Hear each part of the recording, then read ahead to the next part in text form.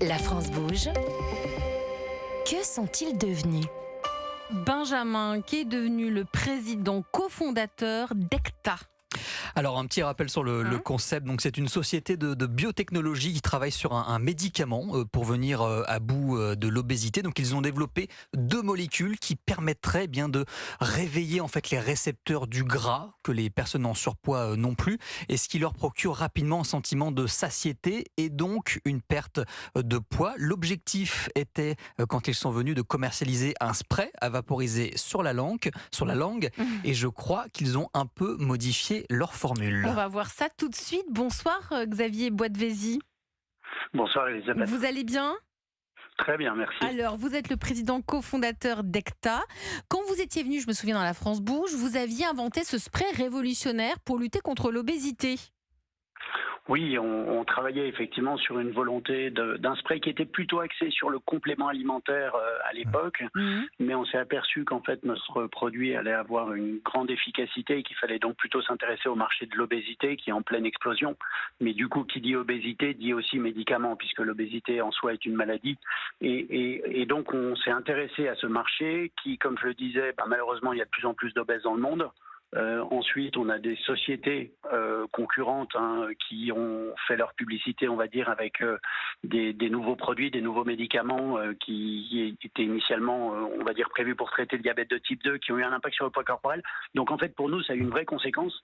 C'est qu'il y a une vraie opportunité, car l'estimation de la taille du marché a triplé en fait en un an. Il était de 54 milliards l'an dernier, et puis il est à plus de 100 voire 150 milliards. Donc cette année. un marché imposant, mais passer du complément alimentaire au médicament, il y a deux, trois étapes à passer, surtout en France.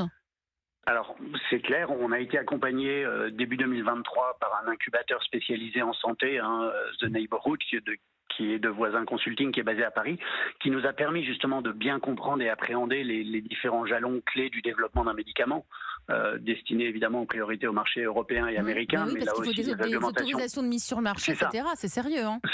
Sont pas les mêmes. On a aussi renforcé notre équipe pour enrichir notre recherche. Donc effectivement, c'est différent.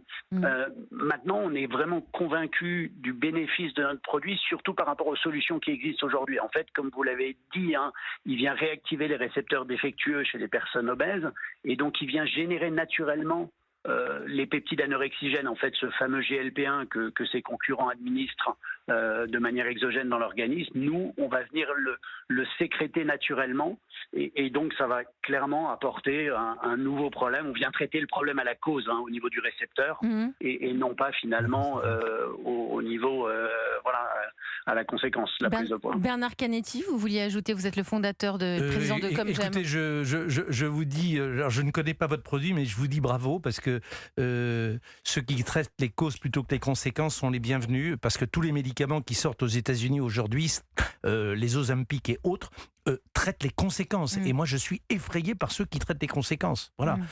Manger normalement, on a le médicament pour que vous ne soyez pas obèse. Mais c'est affreux. Non, mangez bien et vous ne serez pas obèse. Voilà. Et donc, si vous attaquez les causes, bravo. Et puis, vous vous êtes rendu compte aussi que la molécule a des vertus anti-inflammatoires, et ça pourrait même servir pour d'autres maladies. Bien sûr, alors l'obésité à la base est déjà une maladie inflammatoire, mais en plus, effectivement, ça nous ouvre, nous, de nouvelles pistes thérapeutiques, puisqu'on pourrait imaginer, effectivement, développer notre produit pour des maladies contre l'inflammation, type Parkinson, type Alzheimer, etc., qui sont des maladies neuro-inflammatoires. Mais dans un premier temps, clairement, l'ambition maintenant, c'est de tester finalement notre molécule sur l'homme obèse, en situation d'obésité, pour confirmer finalement que il y a bien un impact et qu'on arrive bien à diminuer, au moins à générer les peptides anorexigènes, voire à diminuer le poids corporel. C'est une phase qui va durer quoi, une année ? Oui, c'est 1 à 2 ans.